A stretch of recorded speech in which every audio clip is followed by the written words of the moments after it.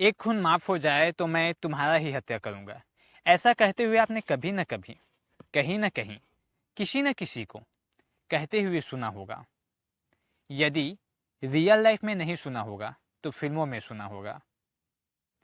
हृदय में इस तरह की भाव का जन्म तब होता है जब हमें क्षमाशीलता का भाव नहीं होता है, जब हमें किसी के ऊपर बहुत अधिक गुस्सा आता है, जब हम स्वयं को अपमानित महसूस करते हैं। सामान्यतः यदि देखा जाए, किसी से कोई गलती हो जाए या या भूलवश किसी ने भावनात्मक स्तर पर हमें चोट पहुंचा दी हो और व्यक्ति पराया हो, तब उनके प्रति बदले की भाव का जन्म हो जाता है। और यदि अपने हो, तब हम कहते हैं तुम्हारी इस गलती पर तो मैं तुम्हें कभी माफ नहीं करूंगा। और यदि गलती करने वाला जीवन साथी हो जाए, तब एक एक सभी गलतियों को याद रखा जाता है और पीछे जो गलतियां है उसको भी गिन दिया जाता है। हम दूसरों की गलती पर नजर डाले रहते हैं, यही हमारी सबसे बड़ी गलती है, जो हमारे रिश्तों में दरार और कड़वाहट को जन्म देती है। और कई बार तो ऐसा भी होता है कि गलती करने वालों को मालूम ही नहीं होता है कि उनसे कोई गलती हो चुकी है, और उस गलती को पकड़कर हम अपने जीवन को दुखदायी या पीड़ादायक बनाते हैं। मतलब कि शांति को महसूस नहीं कर पाते, सदैव अशांत रहते हैं। वो रिश्ता बहुत मजबूत व सुंदर होते हैं जो कहते हैं मैंने अपने जीवन को कुछ इस तरह से आसान बना लिया, मैंने अपने जीवन को कुछ इस तरह से आसान बना लिया, कभी मैंने माफी मांग लिया और कभी मैंने माफ कर दिया। क्षमाशीलता के इस सिद्धांत को हम सभी को आत्मसात करना चाहिए। इससे दो दिल आपस में जुड़ते हैं, जो शिकवा होती है, जो शिकायत होती है, वो मिट जाते हैं।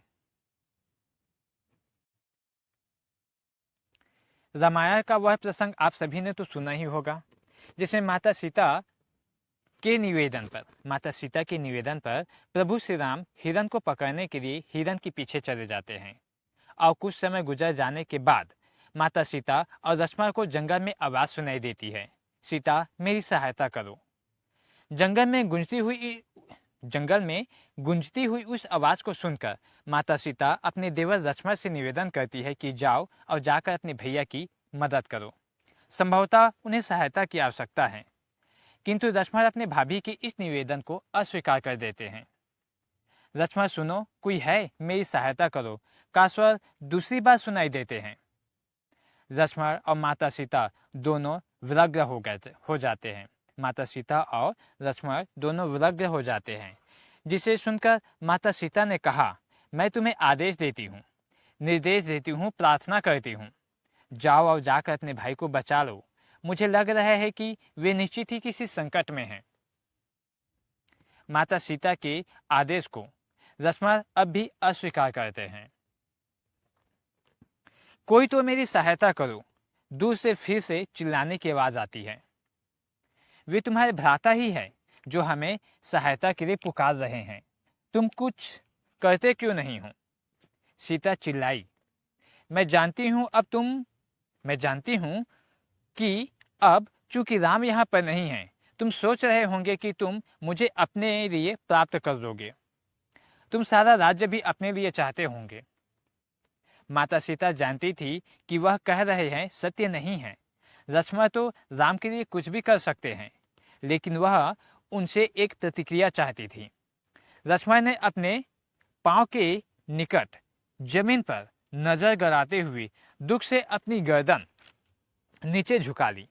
यह कैसा दोषारोपण था, और एक ऐसे व्यक्ति की ओर से जिनकी सेवा में उन्होंने अपना पूरा जीवन समर्पित कर दिया था। उनका हृदय चूर चूर हो गया। जाइए और अपने भाई को बचा लीजिए, सीता ने इस बार विनम्र होकर निवेदन किया। लक्ष्मण ने सुनिश्चित किया कि उनकी भाभी सुरक्षित रहे और फिर जंगल में राम की खोज में दौड़ पड़े। यह घटनाक्रम विशेष रूप से क्षमाशीलता के संदर्भ में महत्वपूर्ण है। सीता ने लक्ष्मण के हृदय को अपने शब्दों की तीखे तीरों से चोट पहुंचाई। अपने जीवन में हम पाते हैं कि हमें सीता और लक्ष्मण दोनों की भूमिका निभानी पड़ती है। यदि हम स्थिति को नज़दीक से देखें यदि हम स्थिति को नज़दीक से देखें अर्थात इस पर गौर करें कि क्या कहा गया था, तो हम समझ सकते हैं कि ऐसा क्यों कहा गया था। माता सीता एक कष्ट से गुजर रही थी। जैसे ही उन्हें लगा कि उनके प्रिय पति कष्ट में हैं, उनकी भावनाओं ने वेग पकड़ लिया। जब हमारे विवेक पर भावनाएं हावी हो जाती है, ऐसे समय में हम मन की शांति के लिए कुछ भी कर सकते हैं। जब कोई हमें कष्ट पहुंचाए तो हमें स्थिति से आगे देखने का प्रयास करना चाहिए और सोचना चाहिए कि वे कैसी यातना भोग रहे हैं। इस तरह की बात कहकर वे क्या अनुभव कर रहे हैं, क्या उनके जीवन में कोई ऐसी उथल पुथल है जिसकी वजह से उन्होंने मुझे ये शब्द कहे। यह दूसरों के द्वारा नुकसान पहुंचाए जाने वाली टिप्पणियों का समर्थन करना नहीं है, बल्कि यह जानने के लिए है कि वैसा करते हुए वे कैसा हालात से गुजर रहे हैं। यह सहानुभूति है, क्षमाशीलता का एक अनिवार्य संघटक। आध्यात्मिक मार्गदर्शक हमें किसी भी परिस्थिति में क्षमा की सलाह देते हैं, क्योंकि यह सबसे शांतिपूर्ण मार्ग नजर आता है। किंतु क्षमाशीलता व्यक्तित्व को यह सदैव याद रखना चाहिए कि व्यक्तिगत स्तर पर हम उन्हें क्षमा कर सकते हैं जिन्होंने हमें दुख पहुंचाया है। यह हम सभी के लिए एक निजी विकल्प होता है। फिर भी सामाजिक स्तर पर यदि कोई अपराधी बिना दंड पाए निकल जाते हैं, तब इससे विध्वंस की रचना होती है। कानून तोड़ने वाले लोगों को स्वतंत्र छोड़ देने की सामाजिक प्रतिक्रिया खौफनाक होगी। इसलिए महाभारत में द्रौपदी की अपमान करने वाले के विरुद्ध भगवान श्री कृष्ण अर्जुन को धनुष उठाने के लिए कहते हैं, क्योंकि इस परिस्थिति में युद्ध आवश्यक है। इस प्रकार जो पुरुष बलात्कार जैसा आपराधिक कृत्य करते हैं, उन्हें कठोर न्याय की प्रक्रिया से गुजरना चाहिए। कल्पना कीजिए कि अगर इन अपराधियों को पकड़ा और दंडित नहीं किया जाए, तब समाज में क्या संदेश जाएगा। क्षमाशीलता का सिद्धांत और न्याय का सिद्धांत दोनों साथ साथ चलते हैं। उनका प्रयोग कैसे किया जाए, यह जानने के लिए विवेक और आत्मनिरीक्षण की आवश्यकता होती है। यदि मिस्टर शर्मा अपने घर में घुसे हुए चोर को पकड़ लेता है, तब चोर को माफ कर उसे आज़ाद कर देना यह उनका व्यक्तिगत चुनाव हो सकता है। किंतु यदि कोई पुलिस चोर को रंगे हाथ पकड़ लेता है, तब चोर को छोड़ देना या आज़ाद कर देना अधर्म होगा, अपराध होगा। इसे क्षमाशीलता नहीं कहा जा सकता। जब हम किसी को क्षमा करते हैं, इसका मतलब यह भी नहीं होता कि हम किसी के ऊपर भला कर रहे हैं या उपकार कर रहे हैं। इसका मतलब यह होता है कि हम अपने जीवन में शांति को आमंत्रित कर रहे हैं। जिस तरह से पानी से भरा गिलास को हम अपने हाथों से उठाकर खड़े रहते हैं, तब गिलास को कोई तकलीफ नहीं होती, मगर हमारे हाथों को तकलीफ जरूर होती है। कुछ इसी तरह से जब हम किसी को माफ नहीं करते हैं, तब मानसिक पीड़ा के रूप में तकलीफ हमें मिलती है और उस तकलीफ